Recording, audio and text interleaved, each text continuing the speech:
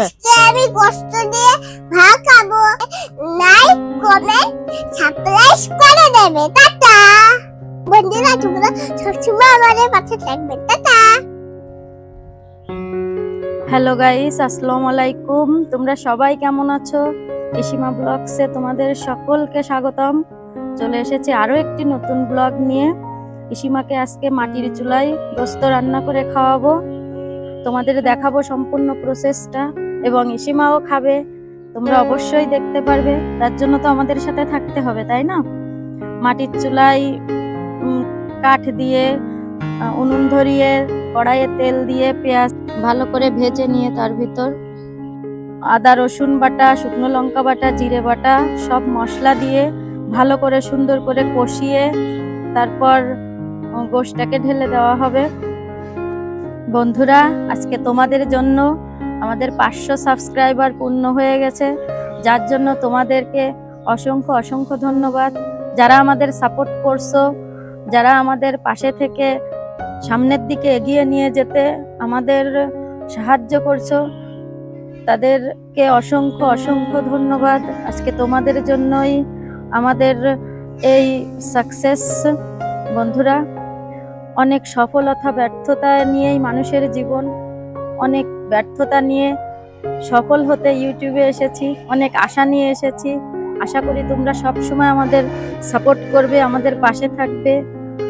তোমাদের সাপোর্ট পেলে আমরা আরো সুন্দর সুন্দর ভিডিও, আরো ভালো ভালো কন্টেন্ট তোমাদের উপহার দিতে পারবো।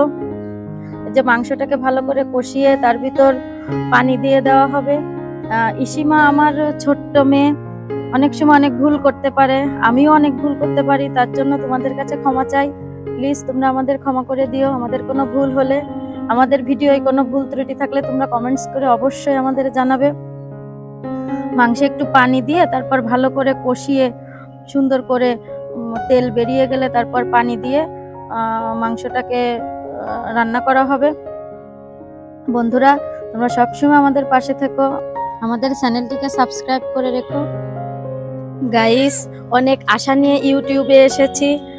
তোমরা যদি আমাদের সাথে থাকো তাহলে আমরা আরো অনেক দূর পৌঁছাইতে পারবো। এই যে গোশটাকে দেখো, এখন কষিয়ে আলু দিয়ে তারপর আরেকটু ভালো করে কষিয়ে তাতে পানি দিয়ে দেওয়া হবে। আসলে গাইস, একটা মানুষের জীবনে সফলতা ব্যর্থতা সবই থাকে।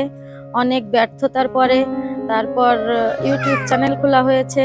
প্রতিটা মানুষের জীবনেই অনেক কষ্ট, অনেক কিছু লুকিয়ে থাকে, যা আসলে সবাই জানে না। গাইস, আমি বেশিরভাগ সময় গোস্ত রান্নার সময় আলু দিই, কারণ আমার মেয়ে আলু খেতে খুব পছন্দ করে। তাছাড়া ও ঝাল মোটেও খেতে পারে না, যার জন্য আলু দেওয়া হয়। এই যে গোশটা দেখো হয়ে গেছে। আজ তোমরা সবাই ভালো থাকবে, সুস্থ থাকবে। আমার জন্য, আমার মেয়ের জন্য, আমার ফ্যামিলির জন্য অবশ্যই দোয়া করবে। আর তোমাদের জন্য রইল অনেক অনেক শুভকামনা, শুভেচ্ছা ও ভালোবাসা। ইসিমা খাবে এবং দেখো তোমাদের কত মজার মজার কথা বলে, তাই শোনার জন্য অবশ্যই ভিডিওটা সম্পূর্ণ দেখবে এবং আমাদের চ্যানেলটি অবশ্যই অবশ্যই সাবস্ক্রাইব করবে। হ্যালো গাইস, আজকে আমি কষ্ট দিয়ে ভাত খাবো। কি লাইক কমেন্ট সাবস্ক্রাইব করে দেবে। টাটা। আচ্ছা, আমি কষ্ট দিয়ে ভাত খাবো। ভিডিও করে নে। দাও, ছোট কষ্ট দাও। এরকম করতে